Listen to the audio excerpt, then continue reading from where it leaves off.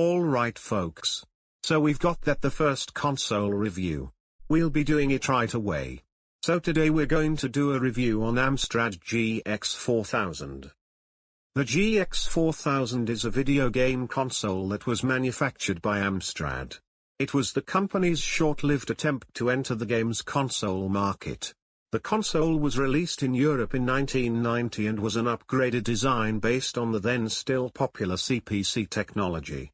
The GX4000 shared hardware architecture with Amstrad's CPC Plus computer line, which was released concurrently. This allowed the system to be compatible with the majority of CPC Plus software. The GX4000 was Amstrad's first and only attempt at entering the console market. Although offering enhanced graphics capabilities, it failed to gain popularity in the market, and was quickly discontinued, selling 15,000 units in total. 7 reasons will be given why Amstrad bombed it. 1. The main controller is painful to use. 2. Only 27 games were produced for the system, with most of them being cartridge ports of the original CPC cassette games without any changes and more expensive than the original CPC ones. 3. The system was also outdated at the time it was released with inferior technology and specs compared to the ones of the Sega Mega Drive. 4. There were also problems with software manufacturing, with many companies complaining that the duplication process was taking months instead of weeks, leading to little software available at launch, and some games being released late or cancelled entirely. 5. Like the Sega Master System, the pause button is located on the console instead of the controller. 6. The power supply adapters provided by Amstrad were extremely cheap and very nasty devices prone to allowing ridiculous power surges if they were improperly handled. If there was not a connection to the console at all times while the power was on, the power brick could fry itself, fry the console, or even self-destruct.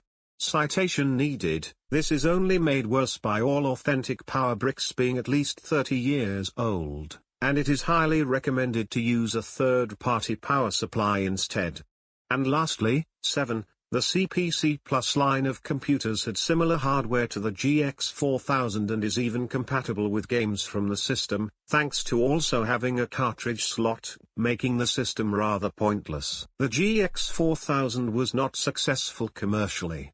During its lifespan, software for the system was short in number and slow to arrive, consumer interest was low, and coverage from popular magazines of the time was slight, with some readers complaining about a lack of information regarding the machine. Amstrad Action was one of the few magazines to support the console.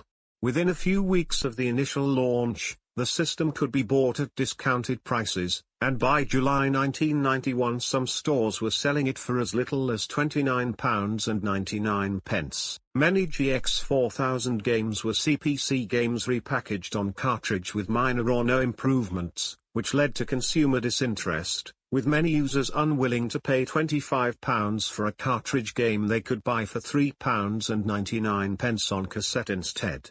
Amstrad lacked the marketing power to compete with the producers of the Mega Drive, released in November 1990 in Europe, and eventually the Super NES.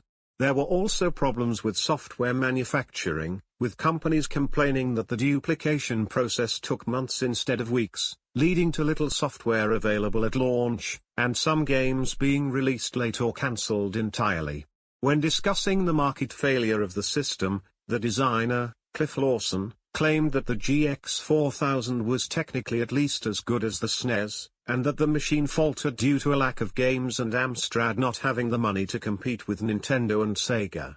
When asked whether anything could have been done to make the machine a success, he replied that more money would have been required to give software houses more incentive to support Amstrad, and that the games and software needed to be delivered sooner. He also remarked that making their machine 16-bit would have helped.